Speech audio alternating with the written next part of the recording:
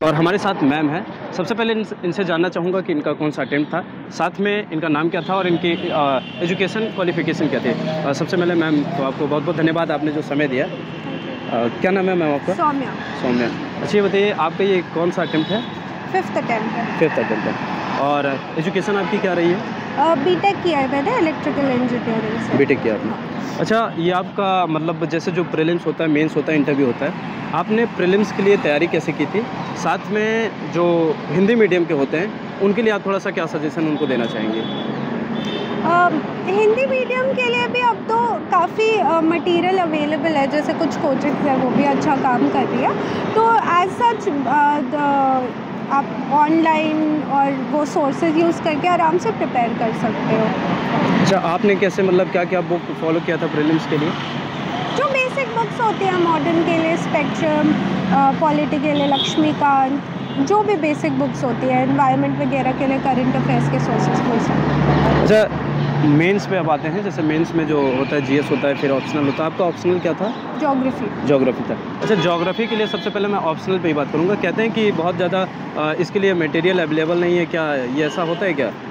नहीं, ज्योग्राफी के लिए तो सफिशेंट मटेरियल अवेलेबल है। कब से ले रहे हैं लोग? ज्योग्राफी के लिए सफिशेंट मटेरियल है, बट वही है कि थोड़ा डायनेमिक है, तो विद द चेंजिंग पॉलिसीज़ और वो सब आपको अपडेट करते रहना पड़ता है। बस मटेरियल सफिशेंट। आपने नोट्स वगैरह कैसे बनाया था मेंस के लिए जो है?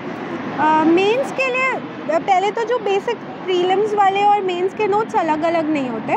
मेंस के नोट्स में बस थोड़ा वैल्यू एडिशन करना पड़ता है, जो आप करंट अफेयर्स मैगजीन वगैरह से कर सकते हो आराम से। सोशल मीडिया का कोई हेल्प आपके थ्रू जो है लिया गया? हाँ, मैंने प्रयागराज से प्रिपेयर किया है, तो उसमें यूट्यूब वगैरह बहुत हेल्पफुल थे। अच्छे से उससे टॉपिक्स में काफ़ी लेक्चर्स पढ़े हुए हैं, फ्री हैं, तो अच्छे से यूज़ करके उनसे नोट्स बनाए।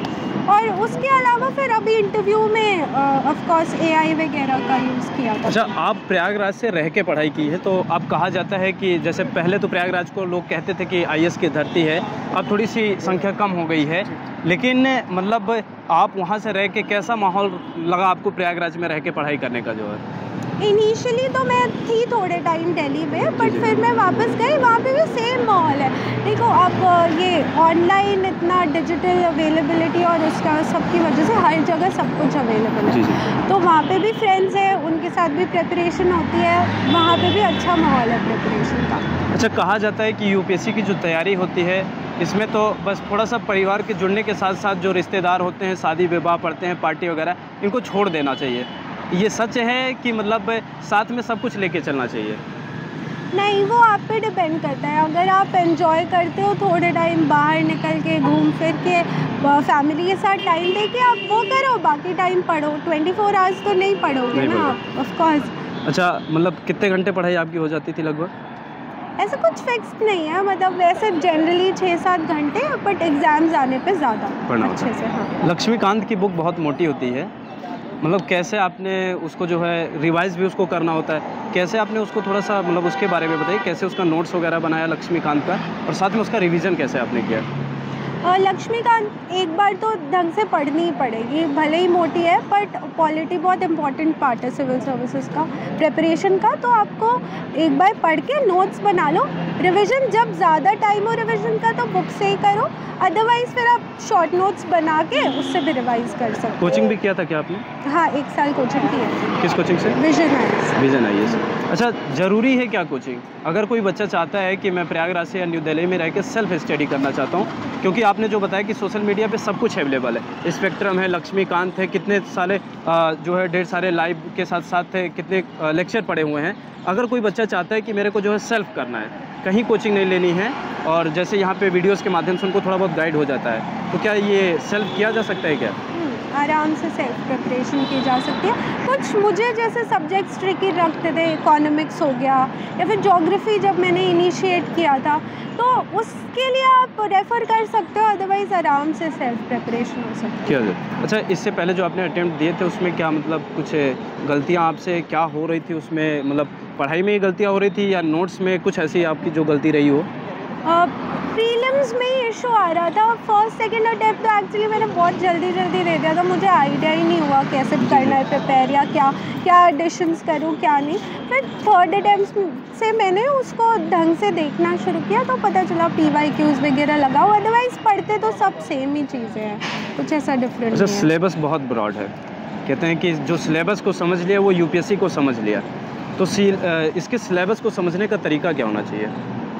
सिलेबस को समझने का तरीका सिलेबस है। सिलेबस आप जितनी बार देखो, जितनी बार पढ़ने बैठो इनिशियली उतनी बार देखो, आपको रट जाना चाहिए सिलेबस, और फिर उस बेसिस पे आप न्यूज़पेपर्स पढ़ के नोट्स बनाओगे, आपको पता चलेगा कि ये आर्टिकल है तो ये इम्पोर्टेंट है, ये नहीं इम्पोर्टेंट है। एक लास्ट क्वेश्चन होगा, इंटरव्यू के समय इंटरव्यू में आपसे कैसे सवाल पूछे गए, साथ में आपको क्या कुछ अलग देखने को मिला इस बार जो है?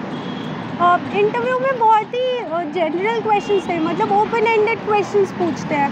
जैसे फॉर एग्जांपल पहला क्वेश्चन उन्होंने मुझसे ये बोला कि महाकुंभ में काफ़ी मिसमैनेजमेंट था, इकोनॉमी नहीं बहुत अच्छे से ऑपरेट कर रही थी, what do you think about this. फिर आप अपने थॉट्स बताते हो, फिर वो इंटरवीन करते हैं, फिर आप दूसरे पॉइंट्स बताते हो।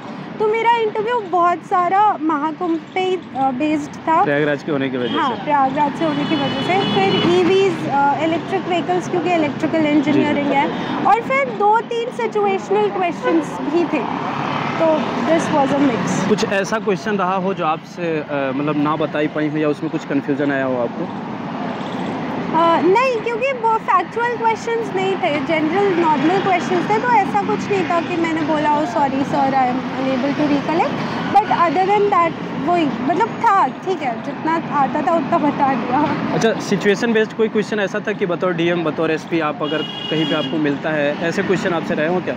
हाँ, एक क्वेश्चन था एनकाउंटर बेस्ड, कि एनकाउंटर्स प्रमोट करने चाहिए या नहीं, और आप जो है सब मतलब सपोजिटली आप IPS हो और इस तरह का कुछ कोई क्रिमिनल है, सीरियल रेपिस्ट है, और फीमेल्स डिमांड कर रही है कि आप उनका एनकाउंटर करो, तो आप करोगे कि नहीं करोगे वो। बस इसका जवाब थोड़ा सा आपसे जानना चाहूँगा, क्या आपने दिया था? मैंने तो बोला था कि नहीं, आप कहीं और भी शूट लेग वेग पे शूट करके उसको थोड़ा डेटर कर सकते हो, but other than that judicial route लो, टेक्नोलॉजी यूज़ करके एविडेंसेस इकट्ठा करो, और ये कोशिश करो कि जल्दी से जल्दी जुडिशरी के थ्रू उसको सज़ा मिले।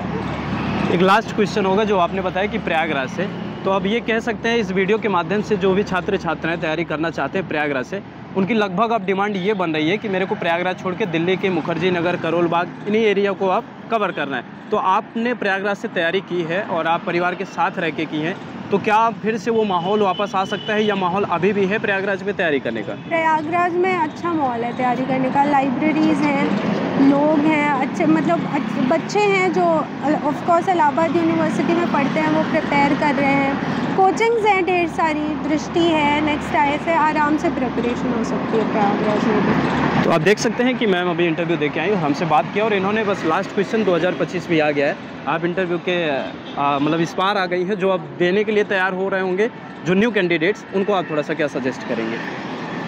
बिल्कुल एंग्शियस नहीं होना चाहिए, बिल्कुल नॉर्मल माहौल है, आराम से एक डिस्कशन की तरह वो बात करते हैं, आपके व्यूज़ जानना चाहते हैं, दैट्स इट। तो बिल्कुल स्ट्रेस्ड आउट होके मत आइए, आराम से आइए, कोई दिक्कत नहीं। बहुत बहुत धन्यवाद मैम इस समय को देने के लिए। Thank you.